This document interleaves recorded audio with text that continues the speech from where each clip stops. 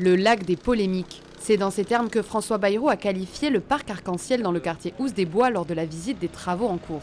Un espace artificiel créé en 2013 qui divise les habitants. Le lac, s'il y a l'entretien, le lac il est magnifique, mais s'il n'y a pas d'entretien, le lac il ne sert à rien. À part les moucherons, les moustiques, vous sentez l'odeur, c'est invivable. Ici, quand il fait trop chaud, on ne peut pas se poser ici, on peut pas. Ça veut dire que j'ai de la perte de clientèle, et personne qui vient, et ils sont en train de faire les travaux. Ça serait bien de le réduire aussi, cette partie qui stagne, qui pue, de la réduire un peu. Ça serait plus sympa de faire un peu plus de jeux pour les enfants. Il y a de l'eau, il y a de la fraîcheur, c'est super bon, je trouve ça sympa. Je trouve ça bucolique. Conçu comme un îlot de fraîcheur, des effluves malodorantes émanent régulièrement du lac. Après une première vidange en janvier 2024, une nouvelle opération est en cours pour retirer la vase et réaliser des travaux de réparation des fuites. L'objet, c'est le vidanger pour enlever tous les sédiments, la vase qui s'est accumulée pendant ces 10 années et réparer surtout toutes les fuites qu'il peut y avoir, puisqu'on a une problématique sur ce lac qu'on n'arrive pas à maintenir son niveau.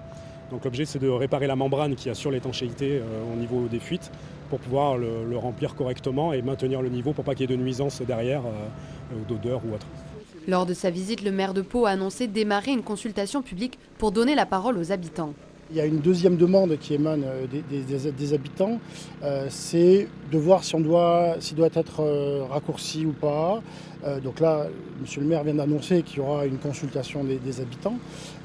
Donc c'est ce qui démontrera en fait si on le conserve dans sa taille actuelle ou s'il est un peu réduit, quoi. Le coût des travaux d'entretien est de 150 000 €. Le lac sera remis en eau d'ici fin octobre.